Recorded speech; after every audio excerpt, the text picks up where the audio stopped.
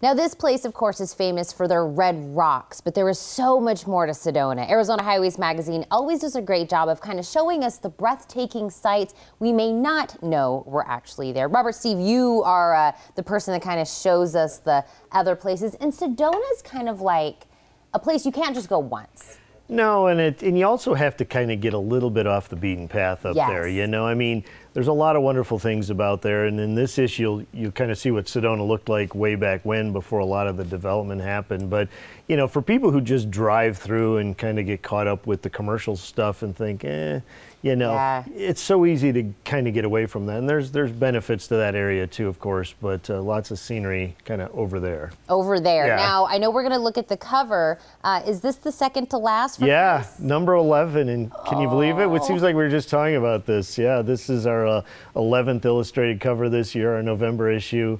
Sedona, we have one more coming up, and we'll be sad to see them go away, but they'll be with us in other ways. I know. Well, Chris came to visit us and talked about doing the covers, and he got to do one for Sedona. Now, the first picture we're looking at is going to be kind of something with Oak Creek Canyon. I feel like we're going to visit that area a couple of times. Yeah, you know, I mean, the whole issue kind of covers Sedona and the Oak Creek Canyon area, because they're kind of one and the same. I mean, people think of Sedona and don't really know when they're going from one to the other. So, well, lots of, you need a good camera when you head up there.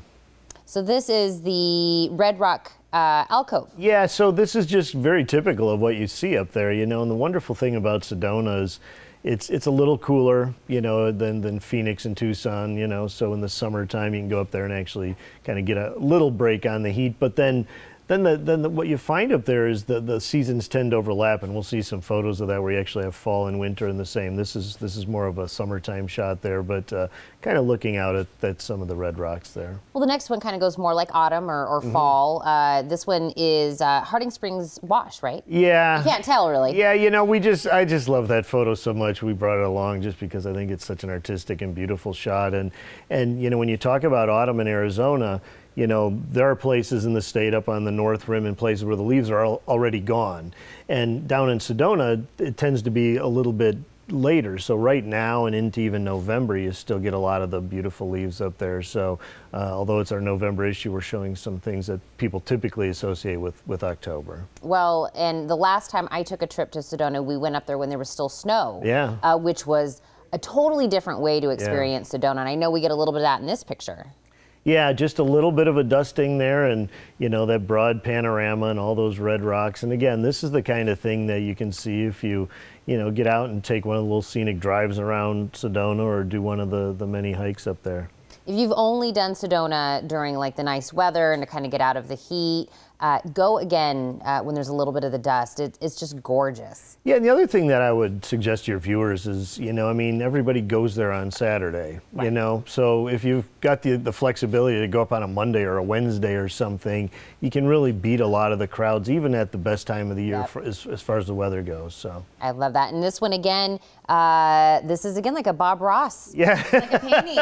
A little tree over here. He's sort of having a renaissance, by the way, Bob Ross. Right, you know, you're seeing him everywhere, and you know, this definitely looks like one of his. This is actually Oak Creek, and you know, there are places up there where there are little trails, and again, this is an extreme thing. So if you've got young children or you're not an experienced, you know, backpacker, you don't have to be afraid of exploring a little bit, getting out there and seeing that. Well, and I like the next picture because I get to see Schnebly Hill. Schnebly Hill, right.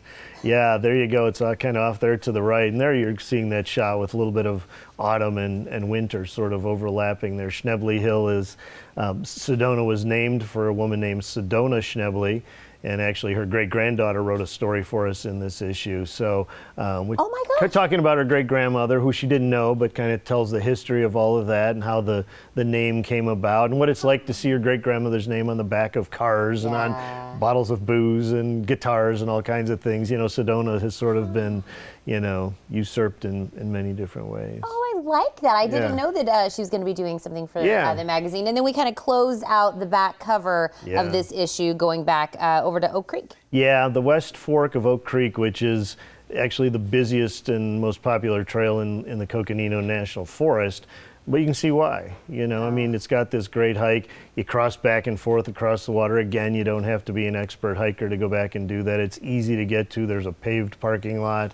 There's a small fee you have to pay to get in there, but once you go back, then you just explore all those colors and rocks. And well, this is beautiful. I'm going to tell everyone how they can subscribe to the magazine, but I would say this is a good time to kind of get that and put it out on your, table as family from other parts of the country come to visit you for the holidays. Yeah. This is a nice kind of talking point at your table. Oh yeah, and it does make a good gift subscription. A lot of people give those out. I'm not trying to, be schlepping the magazine here, but if you're wondering what to give this year. This is the thing. Let's get everybody to get this as a gift. To experience even more of Arizona's beauty, subscribe to Arizona Highways Magazine by calling 1-800-543-5432 or visit arizonahighways.com. Now, once you get your fill of Sedona, why now consider going on maybe a cruise? There's one destination in particular that you should first consider. Amazingly, Hurricanes Irma, Jose, and Maria were not enough to knock the wind out of one of the hottest tourist destinations in the world, the Caribbean. Now, Consumer Tech Life journalist Jennifer Jolly has the inside scoop on how traveling there can help deliver a dream vacation to some while providing relief to others. Good morning, Jennifer.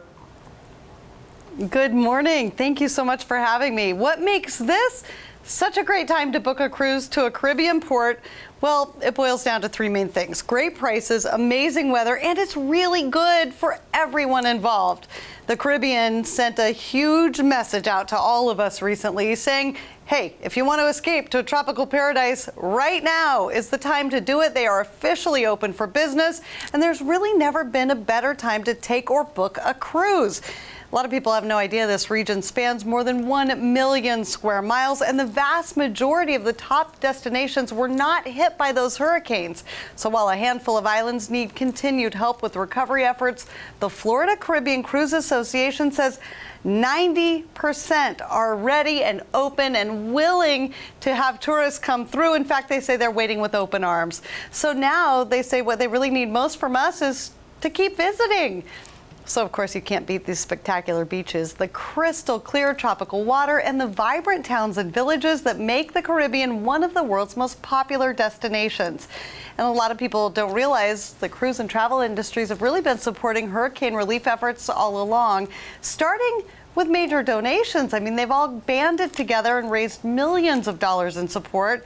And then early on, they used their ships to help evacuate people in the storms and provided supplies to areas that need them most. Everything from food and water to clothing, diapers, medical supplies, generators even.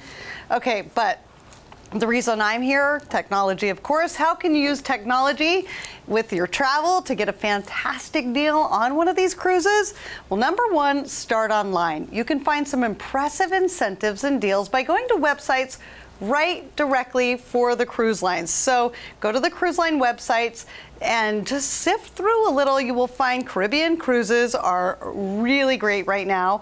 Also check out a new website called CaribbeanIsOpen.com. It's a brand new site with all the very latest updates and information, plus tons of photographs, a map with updates on the status of the region's ports, and answers to any ongoing questions you might have.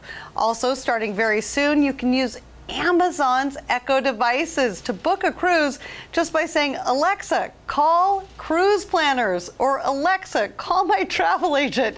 I'm sorry if I just made Alexa do that in your own home, but sorry, not sorry. Also, insider tip, cruisecritic.com. A fantastic resource as well. Another thing people keep asking me, would going to the Caribbean now interfere with any of the recovery efforts?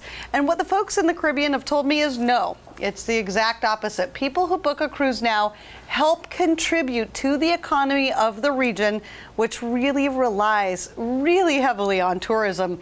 In fact, the FCCA says every single cruise visit generates $500,000 for the area. Where to go for more information? Well, I think the best place is probably CaribbeanIsOpen.com. You can check that out, and I will be here waiting for you on the beach with sunscreen and an umbrella drink in hand. Well, we'll see Cheers. you there. Very important reminder from Jennifer Jolly. Thanks for joining us. Thank you. Okay. Stay right where you are, guys. We'll be right back.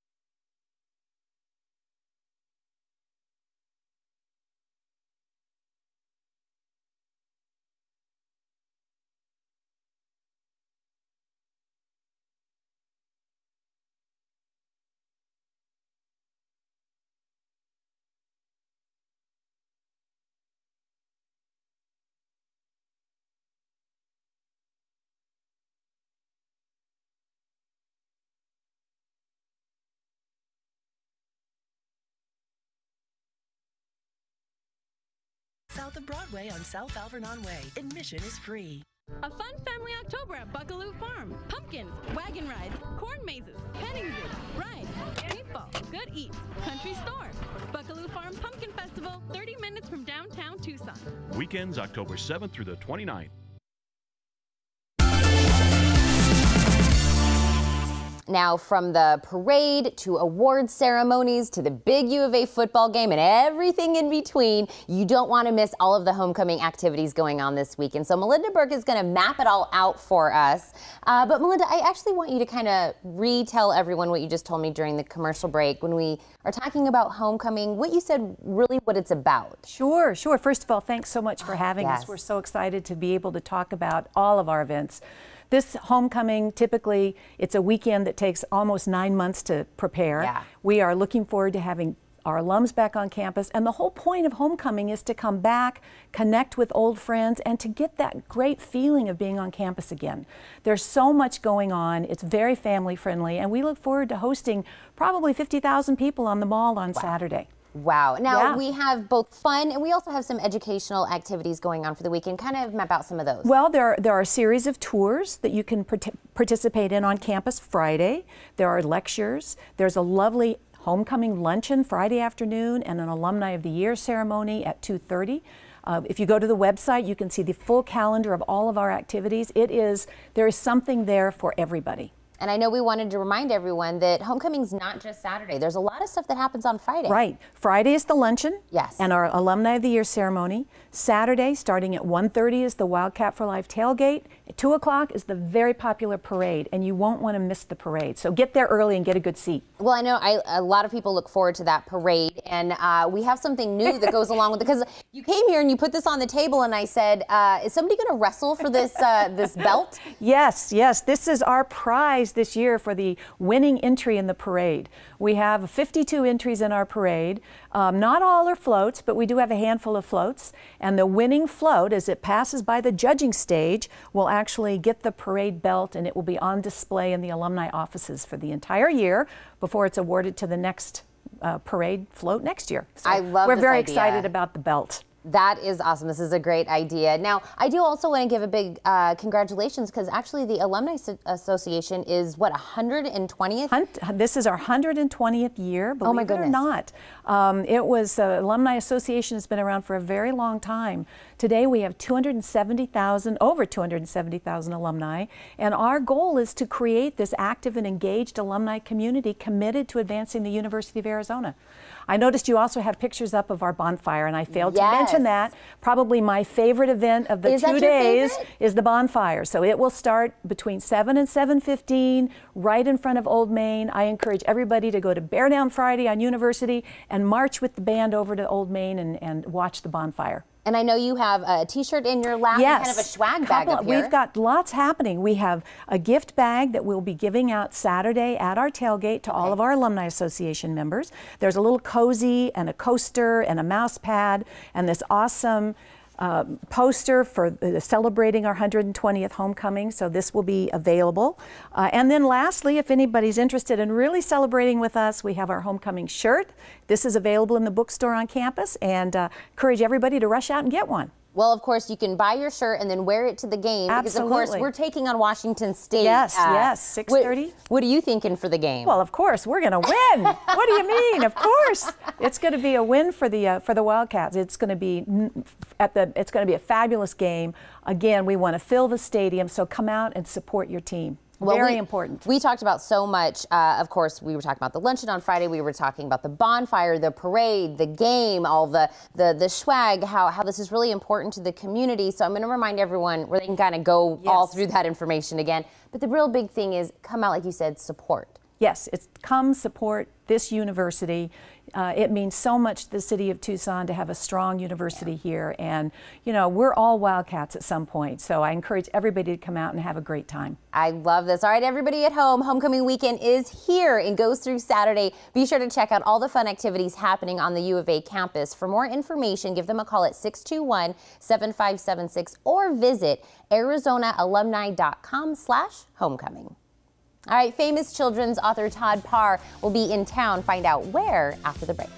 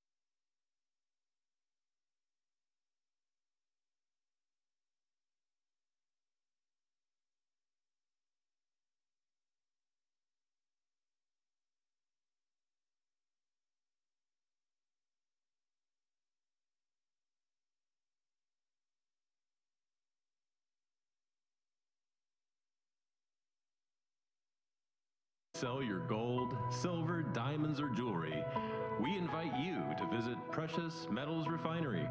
Our trained experts will meet with you one-on-one and pay you 30 to 40% more than anyone else. And you can have your money the same day. Precious Metals Refinery, where you'll always get the most. with 3 Tucson locations to serve you. Or visit us at preciousmetals.refinery.com. Welcome back.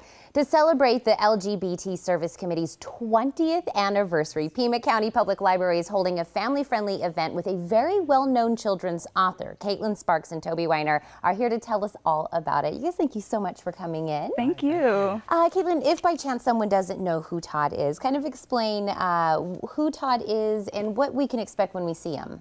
So Todd is a best-selling children's author of more than 40 books. His books are very colorful and they have very positive messages of respect and love and kindness. And he also rescues pit bulls, and he's an all-around great guy. And so when we come to see him, what can we expect? Will he be reading from one of his books? What will he be doing? He will. So from 2 to 3, he'll actually be reading some of his books and talking about his career. And then from 3 to 4, he'll be doing a book signing. And during that time, we'll have bubbles and crafts for kids and temporary tattoos. And we're also going to do a raffle for these little plushies and some of his books.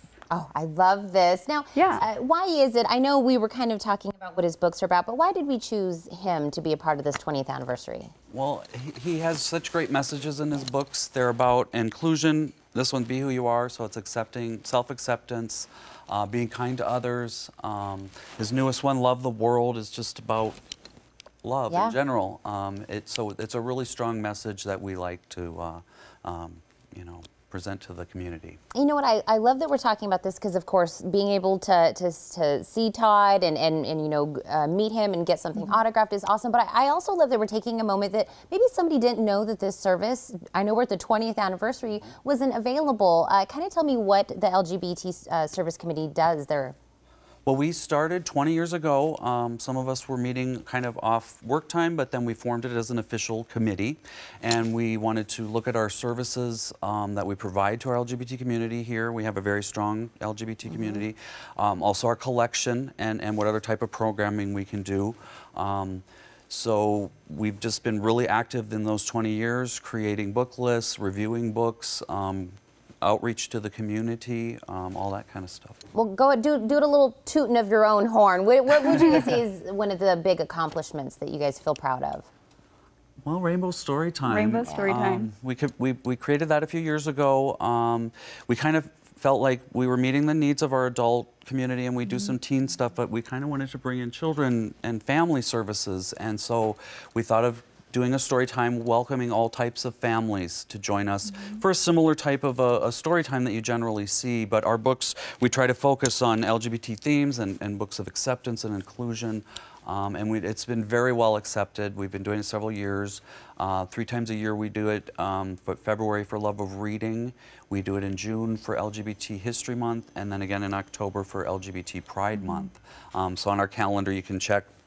We usually do about at least 3 in those months, so you can always check our online calendar for the upcoming. And one of our biggest things is actually our annual author talks. We've had Chaz Bono, Armistead Maupin, Dan Savage, and this year it's Todd Parr.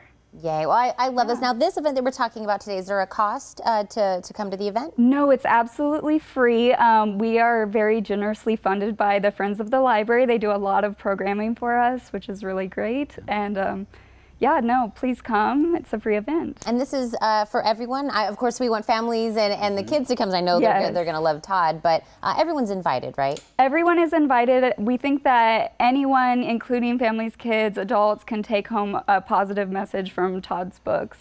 I think this is a great opportunity to of course, highlight Todd, but also highlight the great things. You guys a little toot-toot. You guys have every reason to. I'm going to remind them the who, what, and where of this event, but thank you guys so much and congratulations on the anniversary. Thank you so much. All ages are welcome to attend Todd Parr in the Park this Saturday at Himmel Park Amphitheater. The event is from 2 to 4 in the afternoon, and you can learn more by visiting library.pima.gov or give them a call at 791 4010. All right, up next, cyclists. Soon you will have a chance to explore on some of Tucson roads without having to deal with the cars. Details on that after the break.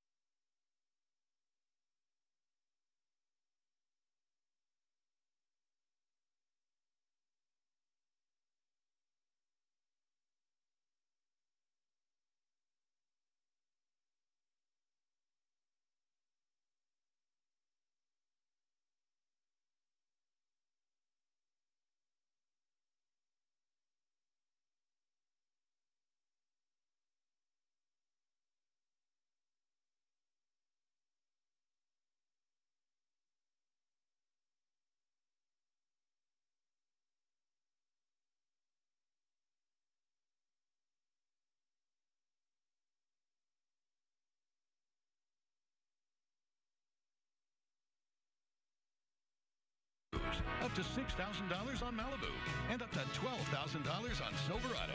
Don't miss the biggest sale of the month, the midnight sale. O'Reilly Chevrolet. Give cancer the boot cookout Saturday, October 28th at Tinka Verde Motors from 10 a.m. to 2 p.m. Join the cookout and help raise money to fight breast cancer. Think pink, support the fight.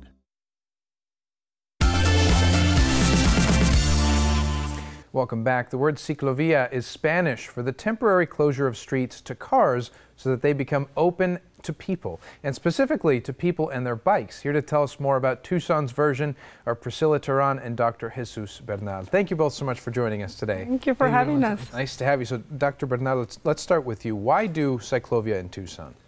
Well, I think it's very important. Some people think that Cyclovia or having access to cycling around town with added safety is a luxury, but it's not. It's actually a necessity.